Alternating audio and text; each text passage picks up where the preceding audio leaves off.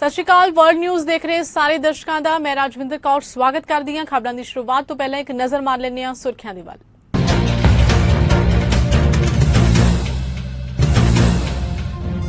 Justin Trudeau ਨੇ America 'ਚ ਸਿਖਰ ਸੰਮੇਲਨ 'ਚ ਲਿਆ ਹਿੱਸਾ। ਕਈ ਵਿਸ਼ਿਆਂ ਤੇ ਕੀਤਾ ਵਿਚਾਰ ਵਟਾਂਦਰਾ। ਦੋਵੇਂ ਦੇਸ਼ਾਂ ਵਿਚਾਲੇ ਦੁਵੱਲੇ ਸਬੰਧਾਂ ਤੇ ਕੀਤੀ ਗਈ ਚਰਚਾ।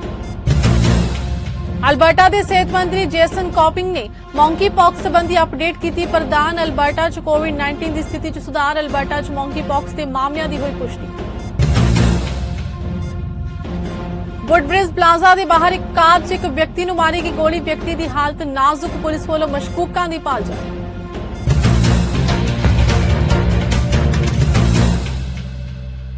ਅਤੇ ਹੁਣ ਖਬਰਾਂ ਵਿਸਥਾਰ ਦੇ ਨਾਲ। ਕੈਨੇਡੀਅਨ ਪ੍ਰਧਾਨ ਮੰਤਰੀ ਜਸਟਿਨ ਟਰੂਡੋ ਵੱਲੋਂ ਅਮਰੀਕਾ ਦੇ ਰਾਸ਼ਟਰਪਤੀ ਜੋ ਬਾਈਡਨ ਦੇ ਨਾਲ ਲਾਸ ਏਂਜਲ ਕੈਲੀਫੋਰਨੀਆ ਵਿੱਚ ਅਮਰੀਕਾ ਦੇ ਸਿਖਰ ਸੰਮੇਲਨ ਦੇ ਹਿੱਸੇ ਵਜੋਂ ਕਈ ਵਿਸ਼ਿਆਂ ਤੇ ਵਿਚਾਰ ਵਟਾਂਦਰੇ ਲਈ ਇੱਕ ਮੀਟਿੰਗ ਕੀਤੀ ਗਈ, ਜਿਸ ਵਿੱਚ ਉਨ੍ਹਾਂ ਨੇ ਦੋਵੇਂ ਦੇਸ਼ਾਂ ਵਿਚਾਲੇ ਆਰਥਿਕਤਾ ਤੇ ਸਪਲਾਈ ਨੂੰ ਵਧੇਰੇ ਲਚਕੀਲਾ ਬਣਾਉਣ ਤੇ ਮਹੱਤਵਪੂਰਨ ਖਣਿਜਾਂ ਦੇ ਸੰਭਾਵੀ ਵਿਕਾਸ ਬਾਰੇ ਚਰਚਾ ਕੀਤੀ। Even as we gather with our friends across the Americas, how we create prosperity, how we counter the rising cost of living, how we create good jobs for our citizens, not just in our respective countries, but in each other's countries and throughout the hemisphere. The place I want to start, just the friendship between Canada and the United States is deep. It was reminded to me as I was visiting NORAD a couple of days ago just how much we do together. We're the only place in the world where there is a truly binational command to protect our homelands. It is an example of that. But as we gather here today, and the reflections that you're bringing forward on democracy reminds us that it is extraordinarily important to be there for each other and to be there for our allies around the world. And the work that we can do on supporting and projecting and sharing our values as a way of actually supporting and impacting citizens around the world, to make the case that democracy is not just fairer, but it's also better for citizens in terms of putting food on the table, putting futures in front of them. Those are the things we need to work on. We have worked very closely over the past many months on the issue of Ukraine, where Canada is deeply engaged and supportive of everything we're doing as a West on being there against Russia's illegal invasion of Ukraine, and we will continue to work closely together on that. We're also dealing with real challenges around climate around the world and stepping up on that, and it's always a pleasure to be doing that. But the center of it has to be, even as we gather with our friends across the Americas, how we create prosperity, how we counter the rising cost of living, how we create good jobs for our citizens, not just in our respective countries, but in each other's countries and throughout the hemisphere. And that's why I'm so pleased to be here to work with you. Canada ਵਿੱਚ ਬਹੁਤ ਸਾਰੀਆਂ ਅਜਿਹੀਆਂ ਸੰਸਥਾਵਾਂ ਨੇ ਜੋ ਸਮੇਂ-ਸਮੇਂ ਤੇ ਲੋੜ ਪੈਣ ਤੇ ਭਾਰਤ ਵਿੱਚ ਆਰਥਿਕ ਤੇ ਸਮਾਜਿਕ ਮਦਦ ਦਿੰਦੀਆਂ ਨੇ। ਕੁਝ ਅਜਿਹਾ ਹੀ ਮਨੁੱਖਤਾ ਦੇ ਭਲੇ ਦਾ ਕੰਮ ਕਰਦੀ ਹੈ ਸੰਸਥਾ ਆਈ ਪਾਰਟਨਰ ਇੰਡੀਆ ਕੈਨੇਡਾ, ਜਿਸ ਵੱਲੋਂ ਬੀਤੇ ਵੀਕਐਂਡ ਫੰਡ ਰੇਜ਼ਰ ਇਵੈਂਟ ਦਾ ਪ੍ਰਬੰਧ ਕੀਤਾ ਗਿਆ, ਜਿਸ ਵਿੱਚ ਲੋਕਾਂ ਵੱਲੋਂ शिरकत की गई। हमारा एनुअल स्प्रिंग गाला है और हम आई पार्टनर की तरफ से ये एक फंड रेजर हर साल तैयार करते हैं to take care of the funds to this year we are doing it to adopt a village and to raise funds for education of vulnerable girls in India. We are doing it to raise funds for the education of vulnerable children in India, and our focus is on the education of girls in particular, those who are very vulnerable to exploitation. And today what we are doing is we are expanding it to adopt a village so that we can give scholarships to all the children in the village and also have development activities that sustains them in school. We started actually 2.5 years ago, and we got our charity status 1 month before COVID started. And what we did was the first thing we did was there was a lockdown in India, and there were migrant families that were stranded without food. So we did an emergency food fund. That was the first thing we did, and we had more than 1,600 families could stave starvation because of the funds we provided for a month. So more than 8,000 people could eat for a month because of this, the funds that we collected and the relief packages we could send. Particularly in a region in Rajasthan, which is where the girls are extremely vulnerable to being trafficked, and they are trafficked by their own families because of the poverty. So that's what we are, we are creating awareness with this gala, but also we are making sure that we have enough funds so that we are able to sustain these scholarships. ਗੈਰ ਮੂਲਵਾਸੀ ਭਾਈਚਾਰੇ ਨੂੰ ਅਕਸਰ ਹੀ Canada ਦੇ ਪਹਿਲੇ ਵਸਨੀਕਾਂ ਦੇ ਇਤਿਹਾਸ ਬਾਰੇ ਬਹੁਤ ਹੀ ਸੀਮਿਤ ਜਿਹੀ ਜਾਣਕਾਰੀ ਹੁੰਦੀ ਹੈ। ਹਾਲਾਂਕਿ ਪਿਛਲੇ ਕੁਝ ਅਰਸੇ ਤੋਂ ਇਸ ਬਾਬਤ ਕੰਮ ਕੀਤਾ ਜਾ ਰਿਹਾ ਹੈ। ਅਜਿਹੇ ਇੱਕ ਮਕਸਦ ਨਾਲ ਕੈਨੇਡਾ ਦੇ ਉਦਮੀ ਨੇ ਮੂਲਵਾਸੀ ਸਾਹਿਤ ਤੇ ਇਤਿਹਾਸ ਨੂੰ ਲੋਕਾਂ ਦੇ ਘਰਾਂ ਤੱਕ ਪਹੁੰਚਾਉਣ ਦਾ ਟੀਚਾ ਮਿਥਿਆ ਹੋਇਆ। ਆਪਣੇ ਇਸ ਕਦਮ ਨਾਲ ਰੇਵਨ ਰੀਡਸ ਬੁੱਕਸ ਨਾਮ ਦੀ ਇਹ ਸੰਸਥਾ ਮੂਲਵਾਸੀਆਂ ਤੇ ਗੈਰ ਮੂਲਵਾਸੀਆਂ ਦੇ ਰਿਸ਼ਤੇ ਨੂੰ ਮਜ਼ਬੂਤ ਬਣਾਉਣ ਵਿੱਚ ਯੋਗਦਾਨ ਪਾਉਣਾ ਚਾਹੁੰਦੀ ਹੈ। So Raven Reads is a subscription gift box service. We help people around the world do good and feel good by connecting them with authentic Indigenous literature and giftware. So basically every 3 months, we curate books and giftware from Indigenous authors, artists, and entrepreneurs across Canada and the US and feature them in our subscription boxes. The first step is really just raising awareness and increasing your own knowledge of what history and lived experiences Indigenous peoples have faced in this country. And the more you open up your awareness and begin to understand our experiences and the diversity of Indigenous cultures across Canada, you will slowly start to find a place for yourself and really begin to understand what we can do as next steps. Calgary ਵਿੱਚ Alberta ਦੇ ਸਿਹਤ ਮੰਤਰੀ Jason ਕੌਪਿੰਗ ਅਤੇ Alberta ਦੇ ਸਿਹਤ ਦੇ ਮੁੱਖ medical ਅਫਸਰ ਡਾਕਟਰ ਡੀਨਾ ਹਿੰਸ਼ਾ ਵੱਲੋਂ ਮੌਂਕੀ ਪੌਕਸ ਸੰਬੰਧੀ ਇੱਕ ਅਪਡੇਟ ਪ੍ਰਦਾਨ ਕੀਤੀ ਗਈ, ਜਿੱਥੇ ਜੇਸਨ ਕੌਪਿੰਗ ਦਾ ਕਹਿਣਾ ਹੈ ਕਿ ਅਲਬਰਟਾ ਦੀ ਕੋਵਿਡ-19 ਸਥਿਤੀ ਵਿੱਚ ਸੁਧਾਰ ਜਾਰੀ ਹੈ, ਪਰ ਮੌਂਕੀ ਪੌਕਸ ਦੇ ਮਾਮਲਿਆਂ ਦੀ ਪੁਸ਼ਟੀ ਨਹੀਂ ਹੋਈ ਹੈ। ਨਾਲ ਹੀ ਉਹਨਾਂ ਕਿਹਾ ਕਿ ਕਈ ਡਾਕਟਰਾਂ ਨੇ ਜਨਤਕ ਤੌਰ ਤੇ ਕਿਹਾ ਹੈ ਕਿ ਇਹ ਬਿਮਾਰੀ ਇਲਾਜ ਯੋਗ ਹੈ, ਪਰ ਘਬਰਾਉਣ ਦੀ ਜ਼ਰੂਰਤ ਨਹੀਂ ਹੈ। The data we're sharing today is from Tuesday, May the 31st to Monday, June the 6th. And it was posted yesterday online as usual. If you've looked at the numbers, you know that there's a lot of good news. I'm pleased to report that all the data, including our PCR positivity rate and wastewater surveillance, shows a continued trend of declining COVID transmission in the province. Between May 31st and June 6th, our average PCR test positivity rate was about 15%. That's a decrease of 2% from the previous week. As well, wastewater levels continue to trend down. They're down to or near the level before Omicron in many communities. The levels are higher in Edmonton and Calgary, and the levels fluctuate from day to day, but they continue to trend down. The result is that COVID admissions are down sharply. In fact, this is the lowest number of total hospitalizations we've seen since the peak in the initial Omicron wave, and the lowest number of ICU admissions we've seen since August. Overall, the wave of patients that's straining the system is beginning to ease. In the smaller regional centers, patient numbers and total occupancy are at or below the levels in the years before the pandemic. The numbers are still high in Edmonton and Calgary, with a few sites over 100% occupancy, but the levels are beginning to ease there as well. There should be relief for the staff in the coming weeks as the Omicron BA.2 wave continues to recede. And once again, to all of our frontline healthcare workers, I'd like to say, now 2 weeks ago, I said that available data seemed to indicate that the BA.2 wave was nearly behind us. Today, we can see that we are past this wave and in a period of declining transmission. Barring the arrival of any new variant or sub-variant that behaves differently, we expect to see low transmission rates throughout the summer, especially as more activities move outside. I hope that every Albertan has the opportunity to get out and enjoy the splendor of our province this summer and the weeks ahead. As we said before, we expect COVID to become more of a seasonal occurrence with higher rates in the colder months similar to the annual flu season. Our teams at Alberta Health and AHS are already looking ahead to the fall and winter and making plans for a potential rise in COVID and influenza cases then. And I can assure you, we will be prepared. In the meantime, we'll keep working to add capacity to our healthcare system. It was subject to too much strain even before COVID, and obviously the pandemic has added to it, both by adding patients and by straining the staff we need to care for them.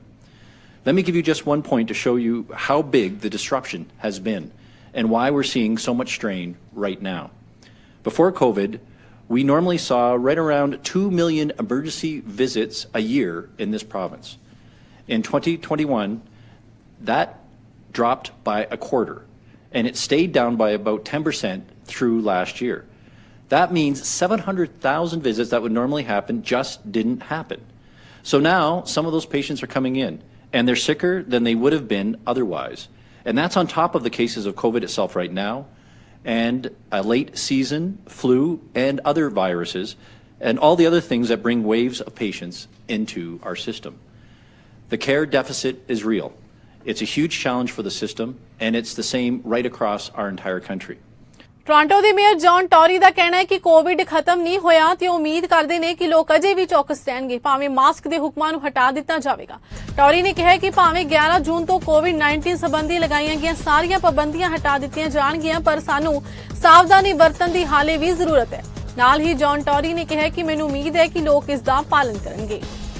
Well, I think that the key for us all is to continue to follow the advice of our medical people and our science people. The province made a decision about a broader mandate being removed as of Saturday. And so you see underneath that, though, various places making their own decisions, some hospitals and others, about what they'll do with respect to masking. The original mandate of the TTC was to have its chief executive officer, in consultation with our medical officer of health, Dr. Davila, who does such a great job, make those decisions about masking. They've obviously talked to each other, as I have talked to her about many issues, including masking, and made a decision that we will strongly encourage people to wear a mask, but will remove the compulsory aspect of this, and that's a decision that they made, and they made it on the basis of that kind of consultation with the experts, and I respect it as such. I hope people will continue to wear a mask, as often as they can on the TTC, because I think it's, just providing an extra measure of safety for them as we continue to battle the, hopefully later stages of COVID. But it's not done yet. COVID is not gone. So in that sense, people are being given advice. I hope they follow it. And there is no better time than in June during Pride Month to further solidify that commitment to this community through this centre, which is very much the heart and the soul of that series of communities.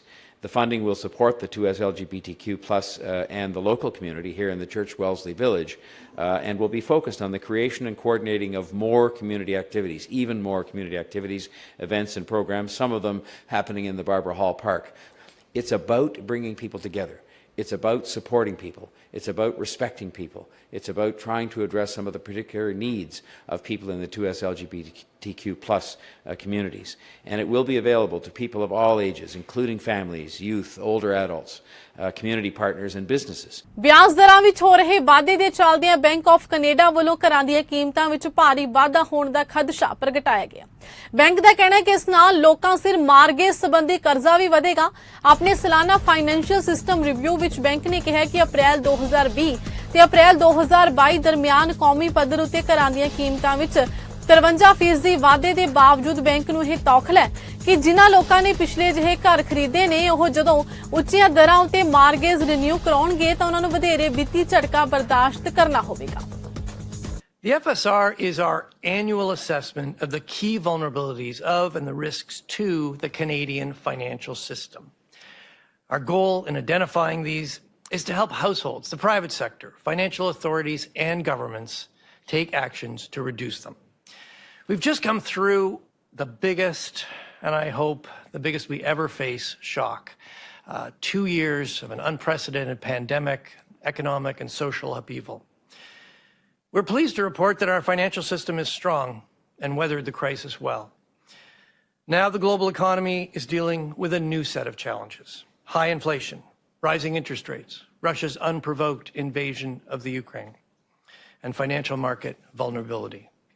So it's a good time to discuss existing and emerging vulnerabilities and risks. 2/3 of Canadians are homeowners. Just under half own their home outright, and the rest have a mortgage. Of those, 70% have a fixed-rate mortgage that is not immediately affected by higher interest rates. The other 30%, or 10% of Canadians, have a variable-rate mortgage.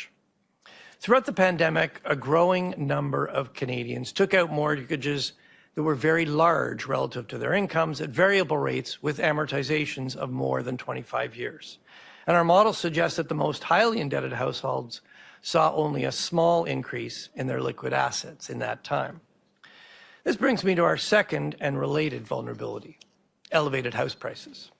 Strong demand for more living space, low interest rates, inadequate supply, increased investor activity, and expectations of future increases all made for a hot market during the pandemic.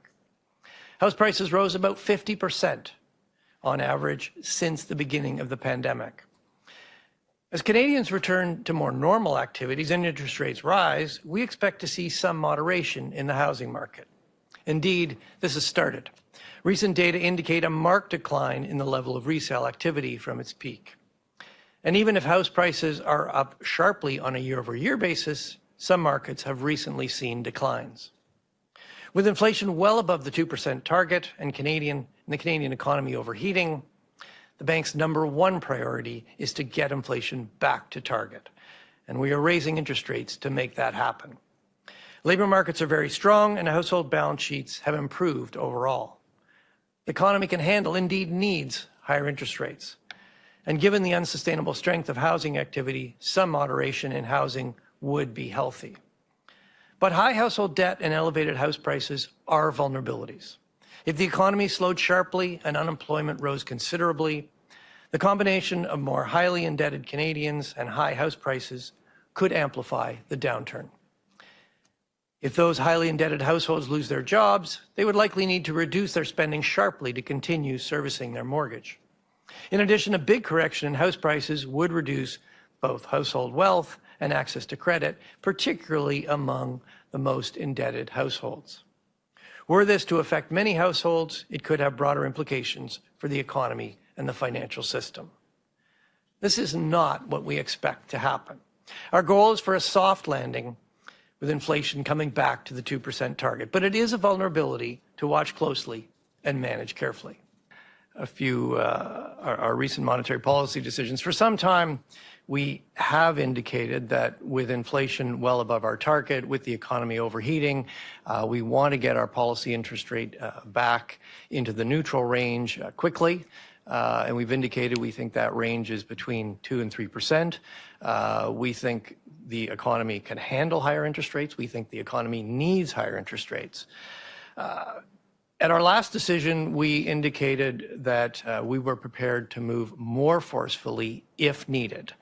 And last week, Deputy Governor Paul Baudry also indicated that given that inflation looks like it's going to go higher before it eases, given that inflation has been broadening and the economy is overheating, the likelihood that we may need to go to the top of that 2 to 3% neutral range, or possibly somewhat above it to bring inflation back to target, has increased. So, house of Commons agriculture committee the chair ਕੌਡੀ ਬਲॉयਸ ਨੇ global food ਸੁਰੱਖਿਆ ਤੇ ਰੂਸ ਦੇ Ukraine ਤੇ ਚੱਲ ਰਹੇ ਹਮਲੇ ਦੇ ਪ੍ਰਭਾਵਾਂ ਬਾਰੇ ਕਮੇਟੀ ਦੀਆਂ ਚਿੰਤਾਵਾਂ ਨੂੰ ਉਜਾਗਰ ਕਰਨ ਲਈ ਪਾਰਲੀਮੈਂਟ ਹਿੱਲ ਤੇ ਇੱਕ ਨਿਊਜ਼ ਕਾਨਫਰੰਸ ਕੀਤੀ। ਉਹਨਾਂ ਵੱਲੋਂ ਕਮੇਟੀ ਵੱਲੋਂ ਕੀਤੇ ਜਾ ਰਹੇ ਇਸ ਵਿਸ਼ੇ ਤੇ ਕੰਮ ਬਾਰੇ ਚਰਚਾ ਵੀ ਕੀਤੀ ਗਈ। I'd like to recognize that my colleagues are here joining me today as well. They are present in the room, and I'd like to thank them for their collective work. We have from the Liberal Party, Ryan Turnbull, who is the Member of Parliament for Whitby, who serves on the committee. The members of the committee have called for a press conference with the media today to highlight our collective concern of the implications of the war in Ukraine on global food security. We are also seeking to highlight the work the committee has undertaken on this subject with our first meeting on Monday, hearing from witnesses such as Member of Parliament Yulia Klemenko, academics from the Kyiv School of Economics, representatives from the European Union, and the Food and Agriculture Organization of the United Nations. Today, in fact this afternoon, we'll be hearing directly from the Minister of Agriculture in Ukraine, Mykola Sukolski, about the situation on the ground, the deliberate targeting of crucial agriculture infrastructure in Ukraine by the Russian Federation, and the estimated ability for Ukraine to be able to provide its agriculture exports to the world market. We will also have the Deputy Minister of Global Affairs Canada and other officials to be able to give context about countries that are particularly vulnerable as a result of the ongoing conflict in Eastern Europe. I want to highlight some facts and realities of the repercussion of what we've already heard to date. First, I believe it's well known, but Ukraine is an important global exporter of a variety of agriculture commodities. Truly, it is the breadbasket of Eastern Europe. The country exports around 58 million tons of agriculture commodities annually, with 90% of those exports being shipped through the ports in Azov and the Black Sea. Ukraine feeds 40 million people, 400 million, people around the world, many of whom live in lower income countries.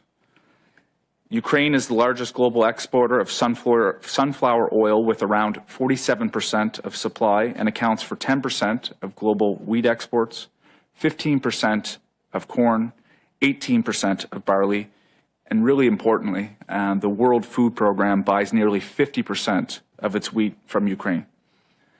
Since the outbreak of the war, Russia has been blockading the ports on the Black Sea that are so crucial to being able to move agricultural products. In Kharkiv, the Russian army has intentionally destroyed Ukraine's only national center for plant breeding research, which contained over 160,000 varieties and hybrids of seeds from around the world. Currently, nearly 20% of the country is occupied, but Ukraine is hoping to be able to harvest 80% of its arable lands in their possession. Challenges, such as approximately 13% of the farmland is either mined or contains unexploded shells, are a reality for farmers on the ground, and indeed we've heard testimony that farmers have been killed simply trying to be able to plant their fields. We also have heard directly from Member of Parliament Klimenko about the reality that Russia is stealing grain from Ukraine. She estimated nearly 500,000 tons of grain has been taken from Ukrainian storage for Russian benefit, including direct selling of the grain through Syria. Beyond the immediate challenge of planting and harvesting crops, there are approximately 22 million tons of grain in storage from the 2021 season that has been unable to be moved. Woodbridge plaza ਦੇ ਬਾਹਰ ਇੱਕ ਕਾਰ ਵਿੱਚ ਇੱਕ ਵਿਅਕਤੀ ਨੂੰ ਗੋਲੀ ਮਾਰ ਦਿੱਤੇ ਜਾਣ ਤੋਂ ਬਾਅਦ ਉਸ ਨੂੰ ਹਸਪਤਾਲ ਲਿਜਾਇਆ ਗਿਆ, ਜਿੱਥੇ ਉਸ ਦੀ ਹਾਲਤ ਨਾਜ਼ੁਕ ਦੱਸੀ ਜਾਂਦੀ ਹੈ। ਯਾਰਕ ਰੀਜਨਲ ਪੁਲਿਸ ਦਾ ਕਹਿਣਾ ਹੈ ਕਿ ਉਹਨਾਂ ਨੂੰ ਦੁਪਹਿਰ ਸਮੇਂ ਇੱਕ ਵਿਅਕਤੀ ਨੂੰ ਗੋਲੀ ਲੱਗਣ ਦੀ ਖਬਰ ਦੇ ਕੇ ਹਾਈਵੇ 7 ਤੇ ਪਾਈਨ ਵੈਲੀ ਡਰਾਈਵ ਦੇ ਉੱਤਰ ਪੂਰਬੀ ਕਾਰਨਰ ਦੇ ਪਾਰਕਿੰਗ ਲੋਟ ਵਿੱਚ ਸੱਦਿਆ ਗਿਆ। ਮੌਕੇ ਤੇ ਪਹੁੰਚੇ ਪੁਲਿਸ ਅਧਿਕਾਰੀਆਂ ਨੇ ਪਾਇਆ ਕਿ ਇੱਕ ਵਿਅਕਤੀ ਨੂੰ ਗੋਲੀ ਲੱਗੀ ਹੈ। ਉਸ ਨੂੰ ਇਲਾਜ ਲਈ ਫੌਰਨ ਹਸਪਤਾਲ ਦੇ ट्रॉमा सेंटर लिजाया गया। जांचकारां दा कहना है कि वो इस घटना नूं अंजाम देण तो बाद फरार होए मशकूकां ते एक गड्डी दी भाल कर रहे हैं। स्टाफ सर्जेंट डेविड मिचेल ने पत्रकारां नाल गलबात करदे आखिया कि फोरेंसिक ऑफिसर्स मौके ते मौजूद ने ते सबूतां दी भाल कर रहे हैं। इस तो इलावा सीसीटीवी फुटेज हासिल करन ते चश्मदीदां नूं सामने आउण लई भी आखिया जा रहा है। फिलहाल वर्ल्ड न्यूज़ विच बस इन्ना ही। मैनूं दिओ इजाजत। धन्नवाद।